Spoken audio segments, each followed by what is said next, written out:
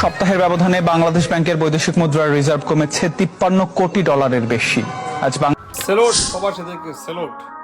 বলেছিলাম না, বাংলাদেশের সরকারকে পতন ঘটাইতে একমাত্র প্রবাসীরাই পারবে। এক সপ্তাহের ভিতরে 53 কোটি ডলার লস হয়ে গেছে বাংলাদেশের। রেমিটেন্স পাঠানো প্রবাসীরা নিয়োগ করেছে, বাস। অনেকে আমাকে দালাল চামচা বলছে আপনি দাঁড়িয়ে রেখে মিথ্যা কথা বলেন। কে বলেছে প্রবাসী রেমিটেন্স পাঠাবে না? কে বলেছে? দেখুন প্রমাণ, তারা দেখুন। কালকে আমার ইউটিউবে অনেকেই কমেন্ট করেছেন যে আপনি দাঁড়িয়ে রেখে মিথ্যা কথা বলেন, বলছেন সকল প্রবাসীরা বয়কট করছে, সকল প্রবাসীরা রেমিটেন্স পাঠানো বন্ধ করে দিছে, তারা রেমিটেন্স পাঠাবে না। আপনি মিথ্যা কথা বলেন। এবার প্রমাণ দেখুন। আমরা মিথ্যা বলি না, আমরা প্রবাসীরা যা চাই তা করতে পারি।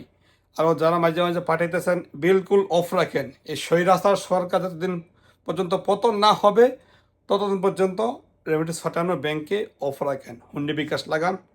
পরে আমরা দেখতেছি প্রবাসীদের জন্য কিছু করবে, তারপরে আমরা ইনশাল্লাহ আমরা করবো ইনশাআল্লাহ। সেলুট প্রবাসীদেরকে।